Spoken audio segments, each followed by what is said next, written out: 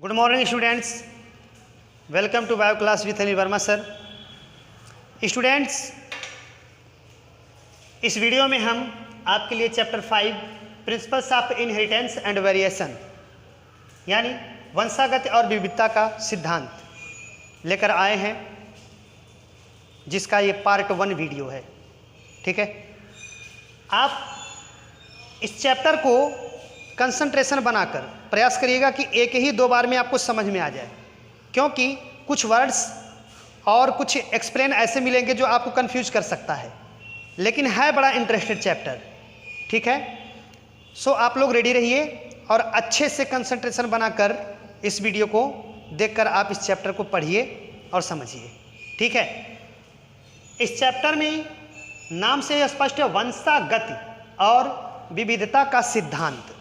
ठीक है, यानी पहले तो हम इन वर्ड्स को समझें कि वंशागति और विविधता यानी इनहेरिटेंस और वेरिएशन क्या होते हैं। पहले इसको हम समझें, तब हमें कोई बात समझ में आएगी। ठीक, तो चलिए, मैंने 3 वर्ड लिखा है आपको सुविधाजनक समझने के लिए। मैंने 3 वर्ड लिखा है। ठीक है, इन 3 वर्ड्स को अच्छे से यदि आप समझ जाते हैं तो समझ ले बहुत सारी बातें आपको इस चैप्टर में समझ में आएंगी। ठीक है, पहला है आनुवंशिक लक्षण, जेनेटिकल कैरेक्टर्स। दूसरा आनुवंशिकता, हेरिडिटी, या इसका एक हिंदी और है वंशागति। ठीक है ना, और आनुवंशिकी, जेनेटिक्स। देखा आपने, तीनों वर्ड्स मिलते जुलते हैं। आनुवंशिक लक्षण, आनुवंशिकता और आनुवंशिकी, तीनों को ध्यान से सुनिएगा। मैं बहुत ढंग से बताने जा रहा हूं आपको कि आपको कोई प्रॉब्लम ना हो। तीनों को बड़े ध्यान से समझिएगा और सुनिए, बहुत ही इंटरेस्टेड है। आनुवंशिक लक्षण, सपोज कीजिए कि एक माता पिता हैं और उनसे कोई संतान उत्पन्न हुआ है। ठीक है, तो क्या देखा जा रहा है उस संतान में कि मान लिया माता के आँखों का रंग भूरा है। ठीक है, और माता गोरी है, पिताजी सांवले या काले हैं। ठीक है, तो क्या देखा गया कि बच्चे में पिता के त्वचा का रंग आ गया काला और माता के आँखों का रंग यानी भूरा आ गया।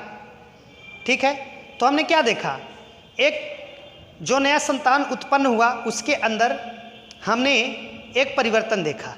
ठीक है, और बच्चा ना तो बिल्कुल माँ की तरह है और ना ही बिल्कुल पिता की तरह है, ये बात। दूसरी बात, ऐसा भी नहीं कि कुछ नहीं है, तो माता पिता के कुछ लक्षण उसके अंदर आ गए, जैसे आँखों का रंग, त्वचा का रंग, ठीक है, बालों का रंग। तो माता पिता के वे लक्षण जो उनकी संतानों में पहुँच जाते हैं, वही लक्षण कहलाते हैं आनुवंशिक लक्षण, genetical characters. Are you sure? आनुवंशिकता क्या है? यही आनुवंशिकता भी है। देखिए, मिलते जुलते हैं। मैंने ऐसा आपके सामने टॉपिक्स रखा 3 को कि तीनों मिलते जुलते हैं। ठीक है, और आपको इजीली समझ में आएगा। आनुवंशिक लक्षण समझा आपने, माता पिता के वे लक्षण जो उनकी संतानों में पाए जाते हैं या उनकी संतानों में चले जाते हैं, वही क्या है? आनुवंशिक लक्षण, जेनेटिकल कैरेक्टर्स हैं। आनुवंशिकता क्या है? माता पिता के आनुवंशिक लक्षणों का, यानी कि सीधे आप कहिए आनुवंशिक लक्षणों का पीढ़ी दर पीढ़ी चलते रहना, यानी कि हमसे हमारे बच्चों में और हमारे बच्चे से उनके बच्चों में। ठीक है, पीढ़ी दर पीढ़ी चलते रहना हेरिडिटी, वंशागति या आनुवंशिकता कहलाता है। ठीक, तीसरा है आनुवंशिकी, जेनेटिक्स। तो जेनेटिक्स क्या है, इसको समझें। आनुवंशिकता, वंशागति, हेरिडिटी, ठीक है, या इनहेरिटेंस। ध्यान देंगे, हिंदी में भी 2 नाम है इसका, वंशागति और आनुवंशिकता, और अंग्रेजी में भी आनुवंशिकता को हेरिडिटी या वंशागत को इनहेरिटेंस। ठीक है, तो study of heredity or inheritance and variation is called genetics, यानी कि आनुवंशिकता और विभिन्नता का अध्ययन आनुवंशिकी कहलाता है। एक वर्ड आ गया, बढ़ गया इसमें, विविधता, ठीक है, वेरिएशन। अभी मैं आगे बताता हूँ, ठीक है।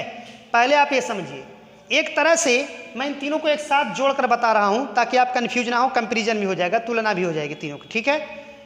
तो जैसे माता पिता के वे लक्षण जो पीढ़ी दर पीढ़ी संतानों में जाते रहते हैं वो आनुवंशिक लक्षण कहलाते हैं, ठीक है। और आनुवंशिक लक्षणों का पीढ़ी दर पीढ़ी चलते रहना आनुवंशिकता कहलाता है, और इन सब का अध्ययन आनुवंशिकी कहलाता है, ठीक। तो आनुवंशिकी आपको समझने के लिए मैंने ऐसे बोल दिया, लेकिन सही ढंग से इसकी परिभाषा ये देते हैं कि वंशागति और विविधता, आपके चैप्टर के नाम से ही इसकी परिभाषा बन जाएगी। वंशागति और विविधता के अध्ययन को आनुवंशिकी या जेनेटिक्स कहते हैं, ठीक है। जिसके पिता, father of genetics is sir Gregor John Mendel, very brilliant scientist, ठीक है। बहुत आज इनकी देन है कि बहुत सारी नस्लों का, पशुओं में पाए जाने वाली बहुत सारी नस्लों का हम इजीली अध्ययन कर लेते हैं, नई नस्लें पैदा कर सकते हैं। विभिन्न प्रकार की फसलें आज आ चुकी हैं जिसे हाइब्रिड कहा जाता है या संकर कहा जाता है। आप लोग सुनेंगे संकर धान, ठीक है, आप सुनेंगे हाइब्रिड धान है, ये हाइब्रिड गेहूं है, ठीक है। तो आज इनकी देन है, ठीक है। तो बहुत ही महान वैज्ञानिक सर ग्रेगर जॉन मेंडल, ठीक है, जिनके बारे में मैं दो शब्द आपको जरूर बताऊंगा। इनका जन्म ऑस्ट्रिया के सिलेसियन हिस्से में, वहाँ का एक शहर है ब्रून शहर में हुआ था, ठीक है। सर ग्रेगर जॉन मेंडल का जन्म 22 जुलाई 1822 को ऑस्ट्रिया के सिलेसियन हिस्से में ब्रून शहर में हुआ था, ठीक है। ये पेशे से पादरी और साइंटिस्ट तो थे ही, ठीक है। और इन्होंने आनुवंशिकता के लिए एक बहुत ही महत्वपूर्ण प्रयोग किया, जिसके लिए उन्होंने अपने प्रयोग में मटर का पौधा, पाइसम सैटिवम साइंटिस्ट नेम, ठीक है, मटर के पौधे का चुनाव किया। उसी पर, मटर के पौधे पर उन्होंने प्रयोग किया, ठीक है। प्रयोग उन्होंने 7 साल तक किया था, ठीक है। प्रयोग उन्होंने 7 साल तक किया, लेकिन प्रयोग के बाद उन्होंने अपना सारा एक्सपेरिमेंट दर्ज किया एक मैगजीन में, एक पत्रिका में, एक्सपेरिमेंट ऑफ प्लांट हाइब्रिडाइजेशन में, ठीक है। इनके पत्रिका का भी नाम पूछा जा सकता है, तो एक्सपेरिमेंट ऑफ प्लांट हाइब्रिडाइजेशन नामक मैगजीन में इन्होंने अपने सारे प्रयोग को रखा, ठीक है। परंतु दुर्भाग्य ये रहा, इन्होंने प्रकाशित तो कर दिया, लेकिन उस समय ये 35 साल तक इनका यह प्रयोग धरा का धरा ही रह गया, कोई बहुत इंटरेस्टेड और बहुत महत्व नहीं दिया। उसका वजह क्या रहा? पहला वजह तो यही रहा कि इनके प्रयोग को लोग कम महत्व देते थे, ठीक है। साइंटिस्ट जान ही नहीं पाए इनके इस महत्वपूर्ण प्रयोग को, करीब 35 साल तक नहीं जान पाए, और इनके प्रयोग को कम महत्व दिया गया। और इनकी जो experiment of plant hybridisation magazine थी उसको भी लोग कम स्टडी करते थे, ज़्यादा स्टडी करते तो उसके बारे में जानते भी, और जो स्टडी भी करते थे उसमें कारण क्या मिला कि जो सांख्यिकी एक मैथ का चैप्टर है, ठीक है, सांख्यिकी, उन्होंने अपने सारे प्रयोग में लगभग सांख्यिकी का प्रयोग ज़्यादा किया था, ठीक है। तो बायो और मैथ में सांख्यिकी का बहुत बायो और मैथ में सांख्यिकी का बायो से बहुत ज़्यादा रिलेशन नहीं है, ठीक है। इसलिए इनकी बातों को भी लोग कम इंटरेस्टेड देखते थे और बहुत महत्व भी नहीं देते थे, ठीक है। तो ये सब वजह रहा इनकी उस समय असफलता के कारण। परंतु 35 साल बाद जब साइंटिस्ट इनकी बात पर ध्यान दिए तो देखा कि इनके सारे प्रयोग बहुत ही महत्वपूर्ण हैं, जिसको पुनः जो है प्रचारित प्रसारित किया गया, ठीक। और इनके मरने के बाद, ठीक है, इनके इस महत्वपूर्ण प्रयोगों के लिए इन्हें नोबेल पुरस्कार मिला था। ठीक है, तो आप समझ सकते हो कि यह कितना इम्पोर्टेंट इनके प्रयोग हैं और इनकी बातें कितनी महत्वपूर्ण हैं। आइए उन सब का हम लोग अब स्टडी करते हैं। ठीक है, तो चलिए पुनः हम पीछे चलते हैं। जैसा कि आपको बताया जा रहा था हेरिडिटी और इनहेरिटेंस के बारे में, तो एक वर्ड आ गया था वेरिएशन, विविधता या विभिन्नता क्या है। ठीक है, अब इसको समझते हैं। तो जैसा कि स्टूडेंट्स मैंने आप लोगों को पहले ही बता दिया है कि एक माता पिता जो नई संतान जन्म लेती है वो हूबहू अपने माता की तरह या पिता की तरह नहीं होती। ठीक है, अपने माता पिता की तरह वो संतानें नहीं होती हैं। तो जीवों में पाया जाने वाला यही अंतर, ठीक है, जीवों के बीच पाया जाने वाला अंतर या जीवों के लक्षणों के बीच पाए जाने वाले अंतर ही विविधता कहलाते हैं। ठीक है, वेरिएशन कहलाता है। ठीक है, वेरिएशन 2 टाइप का हो सकता है, एक सोमैटिक और एक जेनेटिक। ठीक है, सोमैटिक मतलब दैहिक विविधता या भिन्नता और जेनेटिक मतलब जननिक भिन्नता। ठीक है, तो दैहिक विविधता मतलब शरीर में विभिन्न प्रकार के अंतर। ठीक है, जैसे माता पिता के जो है संतानों, माता पिता के त्वचा का रंग कुछ और हो, संतान में त्वचा का रंग कुछ और हो जाए, हेयर का रंग कुछ और हो और संतान में कुछ और हो जाए। कुछ लोगों में स्ट्रेट हेयर, सिंपल हेयर होते हैं, कुछ लोगों में कर्ली हेयर होते हैं, तो ये सब अलग अलग हो। ठीक है, संतानों में देखने माता पिता से बहुत सारे ऐसे जो है लक्षण होते हैं जो माता पिता से नहीं मिलते हैं। ठीक है, तो ये शारीरिक माता पिता के शारीरिक लक्षण नहीं मिलते हैं। ठीक है, तो ये क्या है, सोमैटिक है। और जेनेटिक की बात करें तो जेनेटिक एकदम सीधा सा बात है, मेल एंड फीमेल।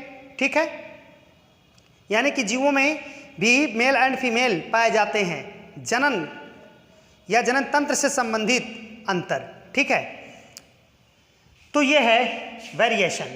ठीक, अब लगभग मैंने आपको बेस बताया, इसका इंट्रोडक्शन दिया। अब मैं आपको इस चैप्टर के महत्वपूर्ण बिंदुओं पर आगे बढ़ता हूँ, परंतु एक बहुत इंपॉर्टेंट बात बताना, जैसा कि आप लोग को मैंने पिछले क्लास में क्लोन के बारे में बताया था। क्लोन यानी हूबहू अपने माता पिता की तरह हो जाना। ये कहाँ होता है, कुछ दिमाग पर प्रेशर डालिए और याद कीजिए। कोई बात नहीं, याद नहीं आ रहा, मैं बता देता हूँ, याद दिला देता हूँ। एसेक्सुअल रिप्रोडक्शन आपने पढ़ा था और सेक्सुअल रिप्रोडक्शन। तो मैंने बताया था कि जब एसेक्सुअल रिप्रोडक्शन की एक विशेषता ये होती है कि जो संतान इनसे ऑफ स्प्रिंग जो इनसे पैदा होते हैं वो हूबहू अपने माता पिता की तरह होते हैं। ठीक है, उसका वजह अभी मैं बता रहा हूँ क्या है। ठीक है, तो एसेक्सुअल रिप्रोडक्शन में सेम टू सेम अपने संतान माता पिता की तरह ही संतान उत्पन्न होती है, जिसे क्लोन कहते हैं। जबकि सेक्सुअल रिप्रोडक्शन में मेल एंड फीमेल के मिलने से, ठीक है, मेल एंड फीमेल के परस्पर प्रजनन से जो नया संतान उत्पन्न होता है वो हूबहू अपने माता पिता की तरह नहीं होता। तो यहाँ पर एक प्रश्न आपका बन सकता है, क्वेश्चन, कि क्या सेक्सुअल रिप्रोडक्शन करने वाले जीवों में वेरिएशन पाया जाता है? जी हाँ, सेक्सुअल रिप्रोडक्शन करने वाले जीवों में ही वेरिएशन पाया जाता है। एसेक्सुअल रिप्रोडक्शन करने वाले जीवों में वेरिएशन नहीं पाया जाता है। ठीक है, क्योंकि उनकी संतान एकदम हूबहू अपने माता पिता की तरह होती है और सेक्सुअल वाले में नहीं होती है। उसका वजह मैं बता रहा हूँ। ठीक, तो स्टूडेंट्स, अब वेरिएशन किस प्रकार से सेक्सुअल रिप्रोडक्शन करने वाले ऑर्गेनिज्म में पाया जाता है और एसेक्सुअल रिप्रोडक्शन करने वाले ऑर्गेनिज्म में नहीं पाया जाता है, आइए इसको देखते हैं। सपोज कीजिए मानव एक मेल है और दूसरी फीमेल है। ठीक है, तो जो मेल है या फीमेल, ठीक है, उसमें 2n अवस्था पाई जाती है, यानी कि 46 गुणसूत्र दोनों में होगा। ठीक है, क्रोमोसोम्स की संख्या कितनी होगी? 46, जो मियोसिस के बाद अगर गैमिट बनेंगे, क्या बनेंगे? गैमिट, तो ये कितनी हो जाएंगे? 23। ठीक है ना, मान लो ये गैमिट है, ठीक है, और इससे गैमिट बनेगा इसका, ठीक है, यानी स्पर्म ओवम, ठीक है। तो इसमें भी कितने हो जाएंगे? 23, ठीक। आई बात समझ में? बट जो ये स्पर्म है या ओवम है वो वन टाइप की सेल ही तो होती है। असल में न्यूक्लियस, और न्यूक्लियस में क्रोमोसोम्स, ठीक है, न्यूक्लियस में क्रोमोसोम्स और उसी क्रोमोसोम्स में डीएनए। तो मान लिया इसका ये अपना डीएनए है और इसका मान लिया अपना डीएनए है। डीएनए वेरी इंपॉर्टेंट वर्ड, ठीक है, जो उस समय सर ग्रेगर जॉन मेंडल ने कारक नाम दिया था, आगे चलकर जीन के नाम से जाना गया, वर्तमान में डीएनए के नाम से जाना जाता है। आइए अब इस डीएनए को थोड़ा बताते हैं। तो प्रत्येक डीएनए अणु में जिस जीव में वो पाया जाता है उससे संबंधित लक्षण समाहित रहते हैं, ठीक है। मीन्स इस डीएनए में मेल का, चूंकि मेल का है इसलिए इसमें मेल का कैरेक्टर्स इसमें समाहित है, ठीक है, और इसमें फीमेल का कैरेक्टर समाहित है, ठीक है। और जब ये दोनों जायगोट बनाएंगे, ठीक है, ये दोनों जब जायगोट बनाएंगे तो एक फिर से एम्ब्रायो बनेगा, ठीक है, क्या बनेगा? एम्ब्रायो, और एम्ब्रायो से न्यू ऑफस्प्रिंग ग्रो होगी, ठीक है, न्यू ऑफस्प्रिंग बनेगा। तो यह न्यू ऑफस्प्रिंग देखा गया कि बिल्कुल माता पिता की तरह नहीं है। क्यों? क्योंकि जो इधर का डीएनए था और इधर का डीएनए, ये वाला डीएनए कुछ लक्षण लेकर आया इसका, और ये वाला डीएनए कुछ लक्षण लेकर आया इसका। आप सपोज कीजिए जैसे मान लिया रेड और येलो दो कलर मिला दिए जाएं तो एक जो है गेरुआ रंग या जो है क्या केसरिया रंग का रंग पैदा होगा। तो क्या बिल्कुल ना तो यह है रेड की तरह और ना बिल्कुल येलो की तरह है, और एक नया रंग लेकर आया, और ऐसा भी नहीं कि बिल्कुल एकदम नया रंग है, कुछ न कुछ कलर्स इसके अपने पहले वाले रंग से मिल रहे हैं। समझ गए ना मेरी बात? सेम वही कहानी यहाँ पर भी है, ठीक है। तो न्यू ऑफस्प्रिंग जो आएगा कुछ इसके लक्षण लेकर आएगा, कुछ इसके लक्षण लेकर आएगा, इसलिए कुछ नया लक्षण आ जाता है, यानी कुछ भिन्नता आ जाती है। तो इस प्रकार से हमने देखा कि सेक्सुअल रिप्रोडक्शन करने वाले ऑर्गेनिज्म में वेरिएशन होता है, जबकि एसेक्सुअल करने वाले में ऐसा नहीं होता है, ठीक है। उसको भी समझाते हैं। सपोज कीजिए अमीबा, ठीक है, जो कि बीच से धंस कर अपने आप को डिवाइड कर लेता है, ठीक है, but this is one cell, amoeba is only one cell, ठीक है, जो डिवाइड करेगा अपने आप को कुछ इस तरह से, ठीक है, न्यूक्लियस बीच सेंटर में आकर अपने आप को भी डिवाइड कर देगा। तो एक अमीबा से दो अमीबी बन जाते हैं, बन गए। तो हुआ क्या कि इसमें जितने भी सेल होते हैं, सॉरी जितने भी क्रोमोसोम्स होते हैं, जैसे मान लिया सपोज कीजिए यह ऑनियन है, और ऑनियन में नंबर ऑफ क्रोमोसोम्स 16 होता है, ठीक है। तो चूंकि यहाँ पर जो डिवीज़न होता है क्रोमोसोम्स, ठीक है, यहाँ पर जो डिवीज़न होता है वह है डिवीज़न जो है मिटोसिस टाइप होता है, ठीक है। तो यहाँ पर हम देखेंगे कि जो न्यू ऑफस्प्रिंग बनेंगे उनमें भी 16 ही रहेगा। क्या नंबर ऑफ क्रोमोसोम्स 16 ही रहेगा, ठीक है। कुछ भी रहे, ये बात तो साइड पर थोड़ा रखते हैं, लेकिन हमने क्या देखा कि only one cell asexual reproduction करने वाले में ओनली वन सेल के वजह से ऐसा हुआ। Only one cell asexual reproduction